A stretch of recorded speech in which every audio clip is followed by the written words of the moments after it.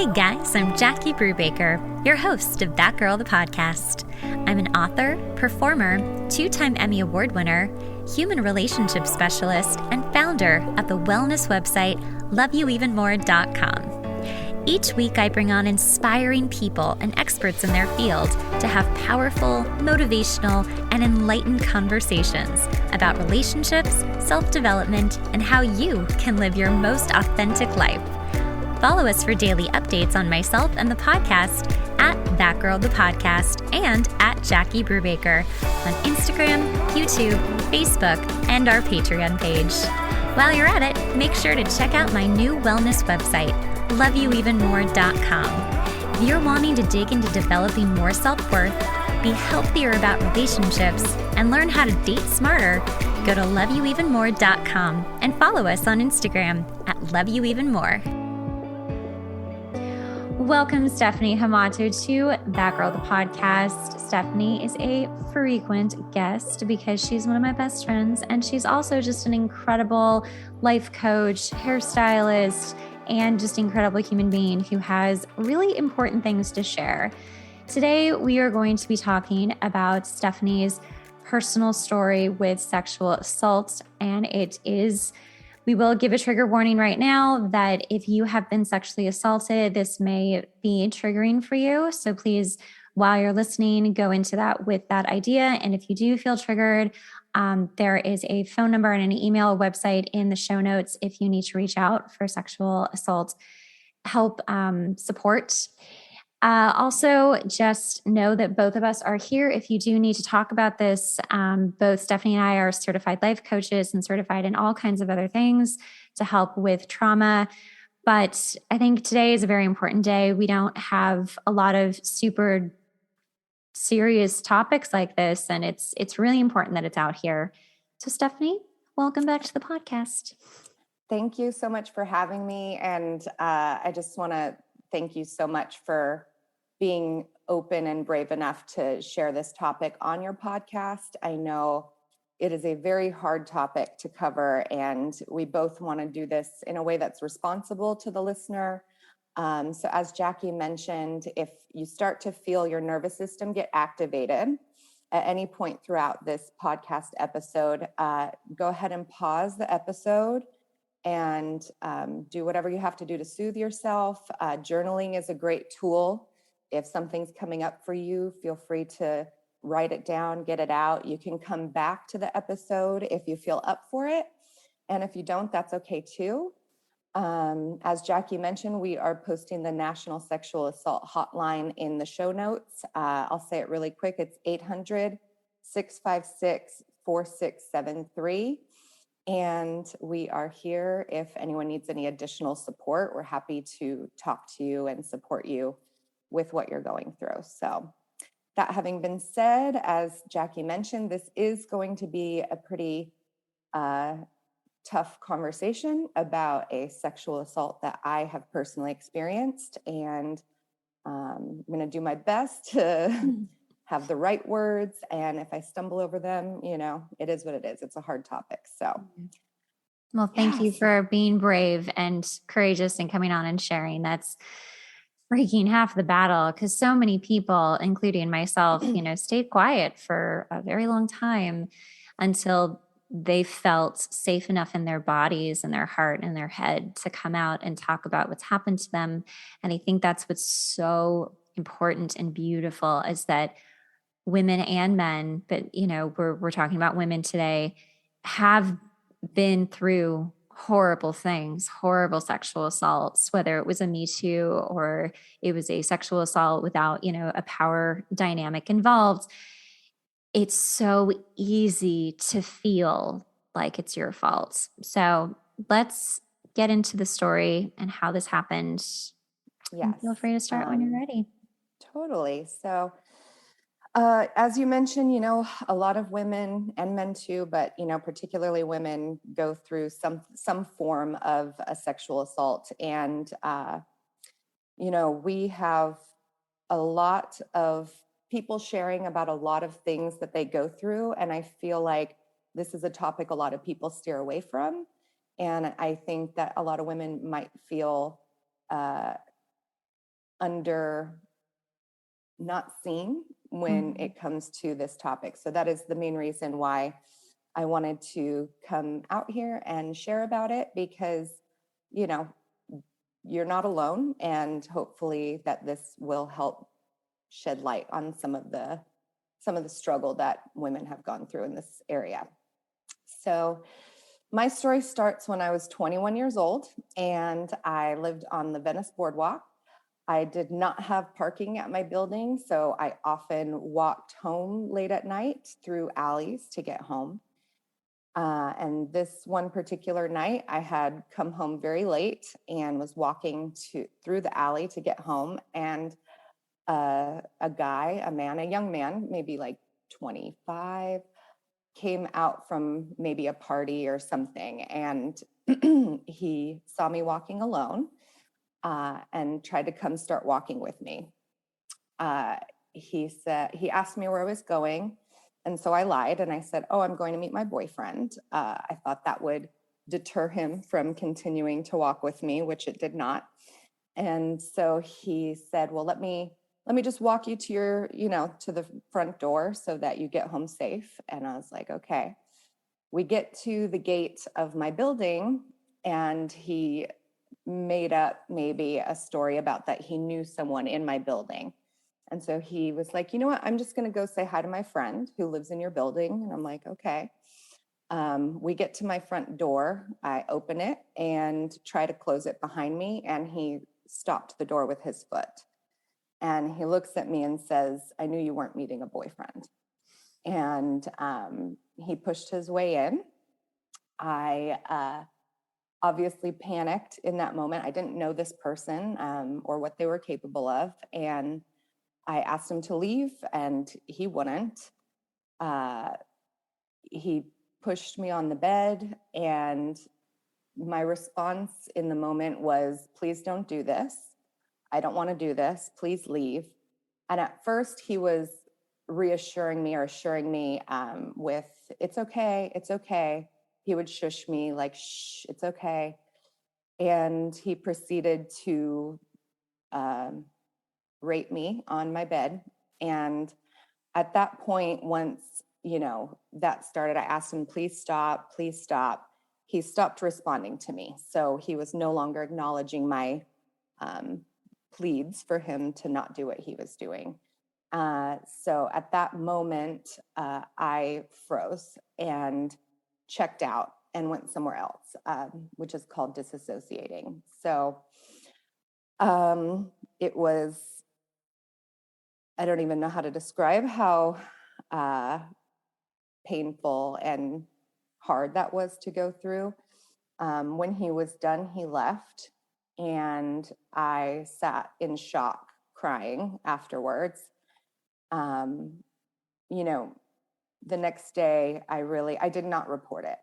That's one thing, like if I could go back in time, I would have called and reported it and gotten some sort of rape exam at the hospital. I didn't do any of that. I was just in complete shock and shut down and didn't know what to do. So next day, I just tried to almost like pretend it didn't happen. And within a few weeks, I started having dreams that I was pregnant. I eventually had, sore breasts, and I knew immediately what had happened is that I was made pregnant by a stranger who raped me. Yeah. I had to make a very, very hard decision. I think maybe this is part of the reason why it's like been on my mind lately is, with everything going on with the Supreme Court, obviously one of the things that always comes up is like, well, what about instances of rape?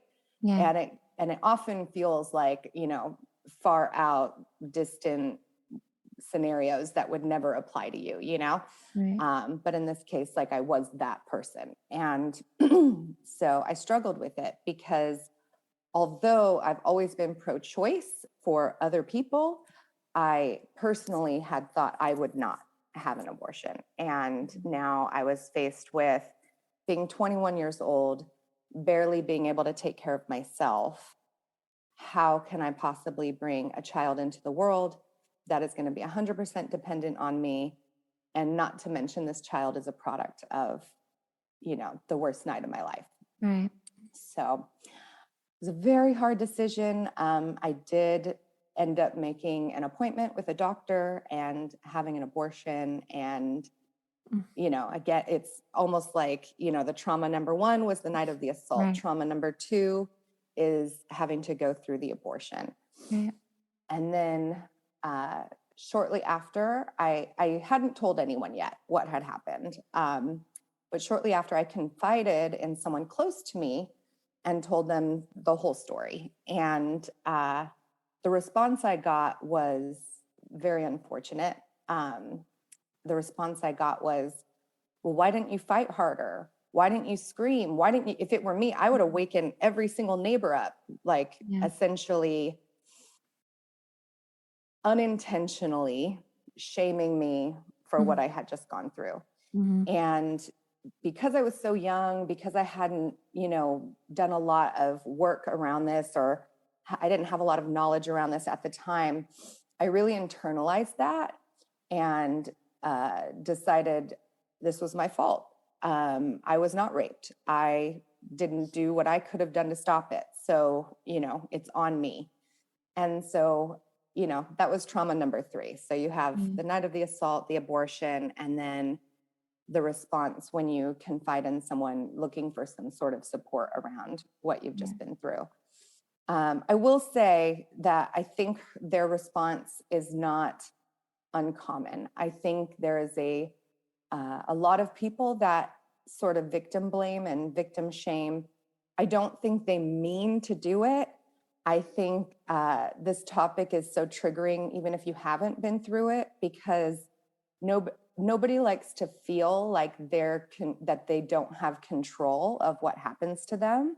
Mm-hmm. And so I think her response was, on some level, this will never happen to me because I know how to control this kind of situation. And the truth of the matter is, none of us do.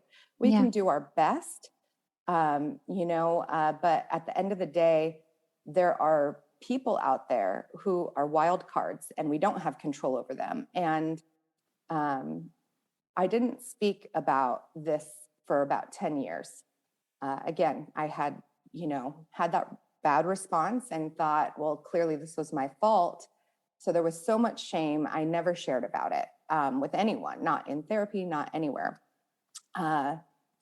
About 10 years later, I started doing a lot of personal growth work, and this came up for me. And I started to realize, well, maybe this wasn't my fault. And I did do some therapy and did confide in friends that had a little bit more bandwidth to be able to support this topic. And what I learned in the research, and what I really want to convey to everybody out there who may have been through this themselves, is that my response to the situation is very normal. Yes, sometimes you're going to hear about the people that fight hard and kick and scream and scratch and all of those things. And sometimes you're going to hear people that freeze. We have, in our survival, in our brains, biologically, we are hardwired to have 3 responses when we're in danger: the fight, flight, or freeze response. And our body kind of has a lot of wisdom on what of those responses are going to be our safest bet for survival. Mm-hmm. And in this case, and what my therapist shed light on is, your body knew. Your body knew that it was not safe to fight. Like, this was a stranger. This stranger had a backpack. He could have had a knife. He could have had a gun. He could have been a violent person. And not having enough information about your attacker, your body knows the best thing, or in that moment, my body knew the best thing I could do is freeze and hope to get it over with. Again, if I had fought back, maybe it would have helped, maybe it would have hurt. None of us know how that would have played out. So for someone to give you the response, like you should have kicked, you should have screamed, you should have waken up the neighbors. At the end of the day, I did survive that experience. And, there are situations where people don't survive. And so I just want anyone out there that has been through this, that has blamed themselves for not reacting the way that they think they should have, to let go of that blame and to let go of that shame, and to know that like the person who's at fault is the person who is the predator, the person who is not hearing your no, the person who is letting themselves into your house when you've asked them to leave. Like that is the person responsible for these attacks. And too often we shame ourselves, we blame ourselves. Other people feel it's okay to shame or blame us for things we go through. And it's not helpful. It's not true. It's not accurate. So that is one of the biggest reasons that I wanted to come on here, is just to, let others know that you didn't deserve this. This isn't something you called on to yourself. This isn't, this isn't your fault. Thank you for sharing. I know that was very hard, and I can't believe how well spoken you are, even in such a hard story to tell. This girl, seriously, amazing speaker. Let's talk about shame. Let's talk about pointing the finger. Let's talk about victim blaming, because that's a big, huge topic right now and has been. We did have the Me Too movement. It's still up and running. It was all about that. It's always about that. Unfortunately, I'm getting pissed now. It's always about women fucking up somehow, right? Like we brought this on ourselves. We should have fought harder. Why didn't you keep your legs crossed? Well, then you wouldn't have gotten pregnant. It's always our fucking fault. And that, I'm so done with that, because at the fucking core of women, this is a proven study, kids. This is not some weird little poll. This is a proven study. Do you know what women are most afraid of deep down? It's a fear of being killed by a man. Do you know what men's worst fear is? Being embarrassed by a woman. Those are so not even closely connected. One is about ego, humiliation. One is about death.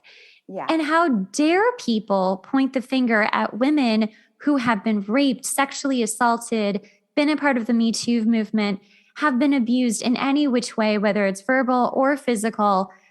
And how can you sit there and point the finger and be like, well, you should have said something. Why did it take you so long to say something? Well, it took you so long because people make you feel like you can't say anything. We all know my Me Too story. I didn't talk about it for almost 20 years. I was a teenager. It was awful. And I didn't say anything because the entire time I was told not to. I was told, don't let anyone know. This will affect your reputation. It's just like, let's pretend like it never happened. And then finally, one day, much like you, it was like, it came out of nowhere, where your body suddenly feels strong enough and safe enough to tell the story, to let it go, to release it, and then also to have that story be there for others, like, which is what you did today, so that women can feel less alone. And honestly, I'm sorry, but like these days, like we have to stick together. It is such a freaking weird, crazy world where upside is down, and it's just crazy. So thank you for sharing that. Yeah, how are your feelings about victim blaming and shame? Like, what do you think we can do better about that? Like, how can people be better?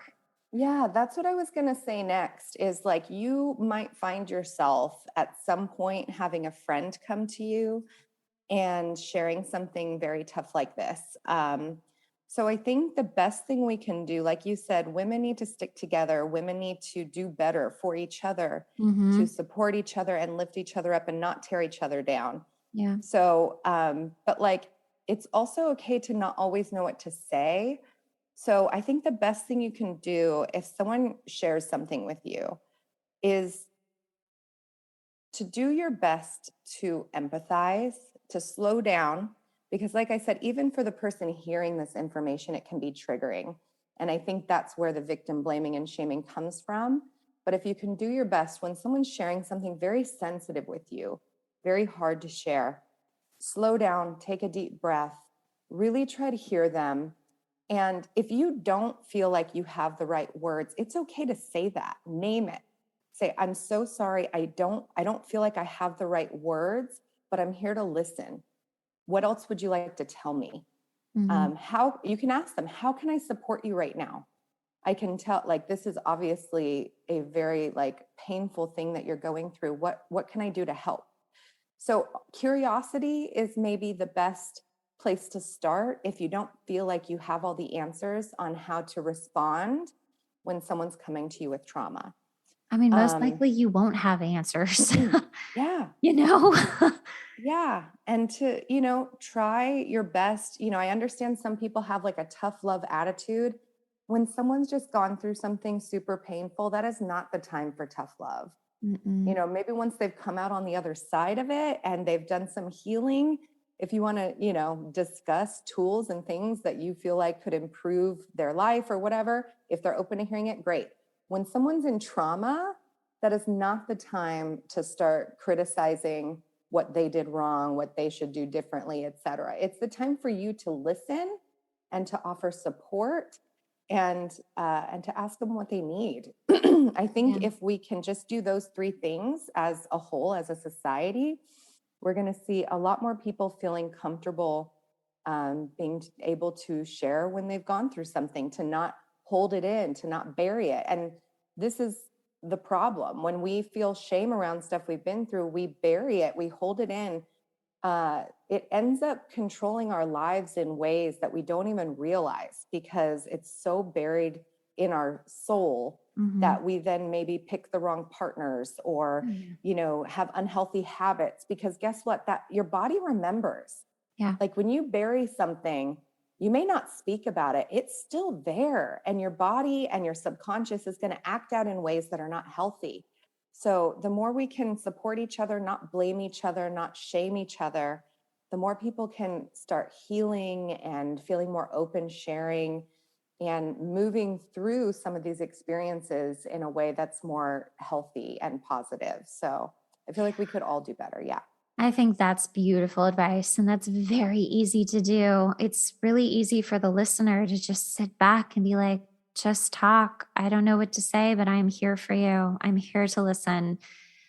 I want to talk about the people who are pointing fingers. And you kind of touched on this again, but I want to really illustrate this, because I do think that what you said is they're pointing fingers. They're telling you what you should have done because, like you said, that's what they think they would have done.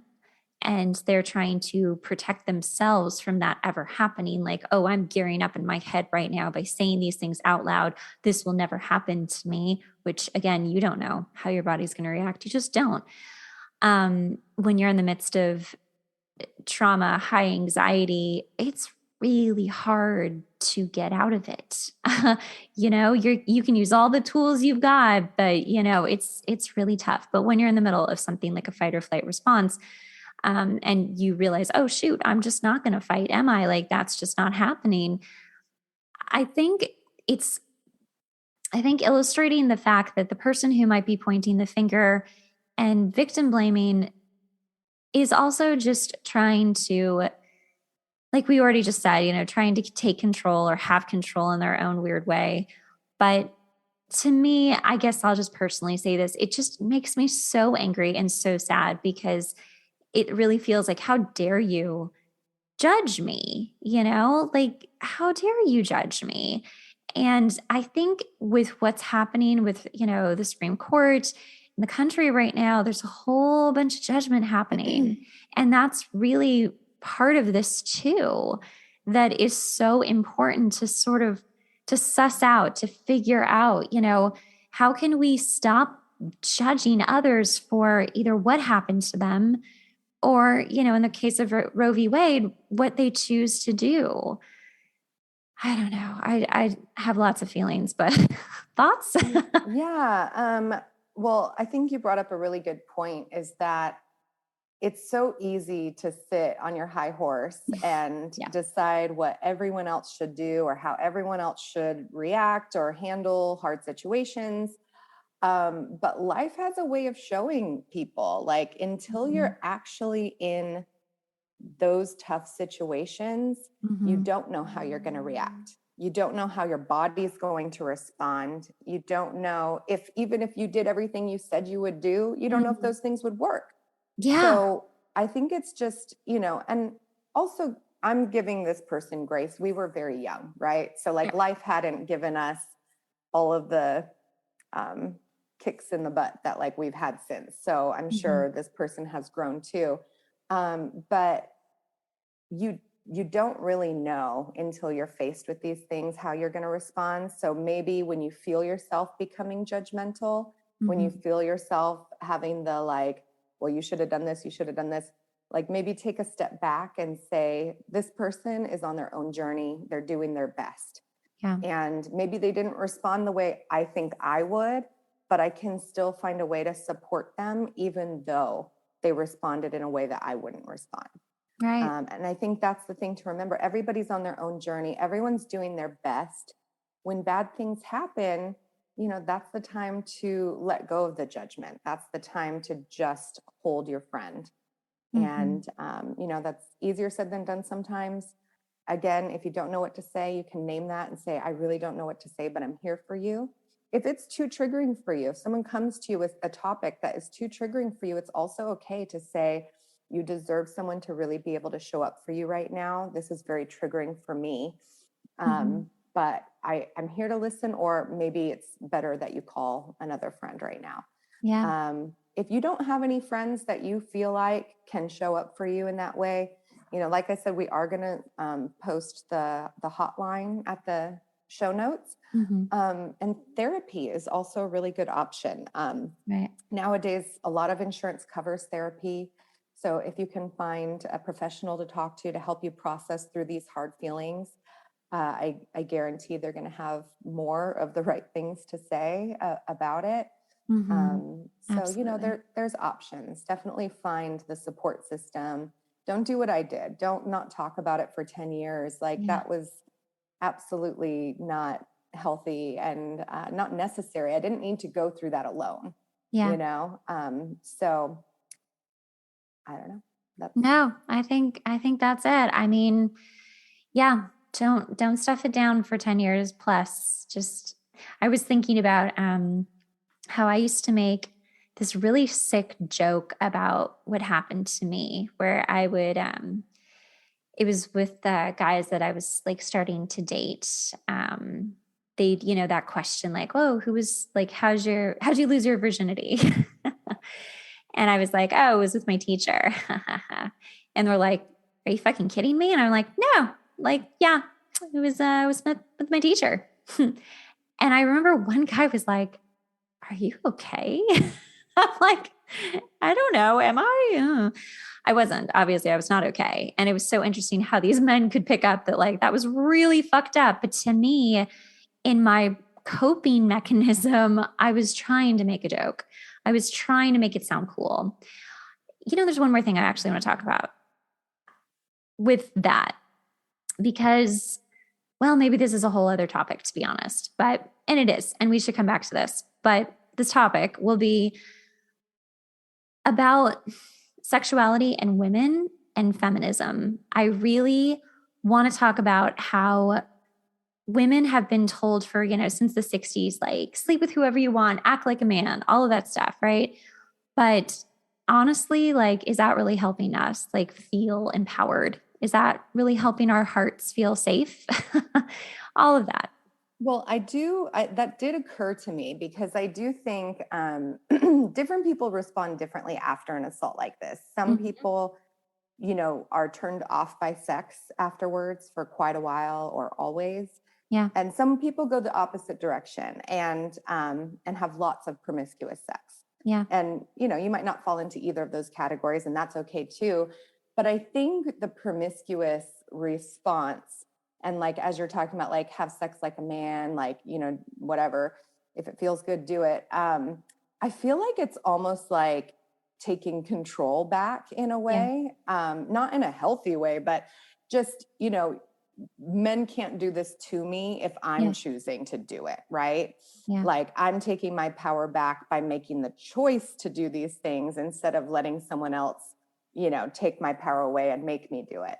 Right. So there's a lot of layers there. There's also layers to, as you said, like women's sexuality in general.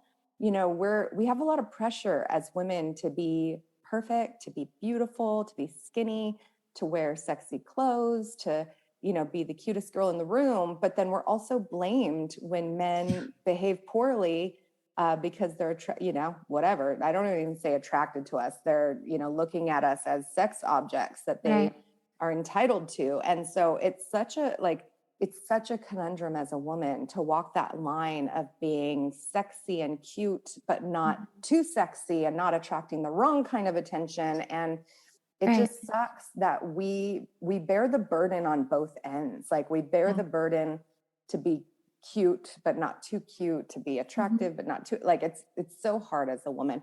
One thing, and this has crossed my mind many times, especially since my assault, but it might have been there anyways. When I come home from work, I have to take an elevator in a parking structure. And I always have a lot of equipment with me. So it's too hard to go up, 5 flights of stairs with like a suitcase and a bag and a purse. And so I take the elevator, and every once in a while, it's the slowest elevator. So sometimes I'm waiting for a while for the elevator, but every once in a while there's a man getting in the elevator at the same time I'm trying to get in the elevator. And the thought crosses my mind, do I get in, or do I wait another 10 minutes for the elevator to come back? And there have been times when I really have to get in, like I'm in a hurry, whatever. And all of my survival ideas kick in. It's like, I think I could fight this guy. I think I could kick him in the nuts. I could always tell him I have AIDS. That's literally crossed my mind. Like, if this guy tries to attack me in this elevator, what am I going to do? I have keys. I can put them between my knuckles. I don't know that men always understand just how much we have to plan for the possibility of being attacked. Right. And I don't know. I don't know if that was in line with what we were saying. But it is. No, but I think that's absolutely so in line, because I've been a runner forever and ever. And I run around my neighborhood, etc. And probably every single time I go out, I'm always like crossing the street to get away from somebody, not because they looked particularly suspicious, but because you just don't know. Or there's a van and you're like, that looks kind of creepy. Definitely need to cross the street on that one. But like, there's a ton of homeless people by my house and in the neighborhood. One guy actually jumped out and attacked me, like, he just to scare me, not to like hurt me, but just to scare me. And it's terrifying. And women are like, I think about that all the time. What if someone came up behind me? What would I do? I've watched numerous videos. I've practiced, like, how do you get out of a hold? And it's like, how fast can you run? How fast can you get out of a hold? How fast can you run to a public place to get help? These are the things that we think about as women. And especially, I know the parking structure you're talking about. Yeah, it's scary. Like, it's just, they're all scary. And what are we supposed to do? Just not leave the house? I mean, really? And men, I'm sorry, most of the men are not thinking about saving themselves at all times just because they need to take an elevator or they want to run around their neighborhood. And I don't live in a bad neighborhood, but it's not about being a bad neighborhood. It's about having bad people in the neighborhood, And it's just a constant, like I said before, women are more afraid of getting killed than, that's our biggest deep down fear. And it's just something that men just can't quite understand. And again, I do believe this all wraps into the same thing of, pointing the finger. It's like, especially if a man is pointing the finger, like, oh, you should have fought harder, you should have known better, or you should have dressed like that. You're asking for it. It's like, well, can't I just be a woman who wants to look nice and then also like wants to have sex? Like, is none of that okay? Like, is it Handmaid's Tale? And like, sorry to bring that up, but like, seriously, like, come on, Yeah. you know, like what the hell? We can't win. So I just think, you know, again, we really need to stick together. We need to lift each other up. We need to be there for each other and be supportive and listen and stop pointing the finger, especially to other women. My God, it's hard enough. Like, stick together. Yeah. And you had touched on one thing that like you cross the street, whether or not the person looks particularly dangerous. And this is a good point too, is like my attacker looked like a normal dude. Like he did not look scary.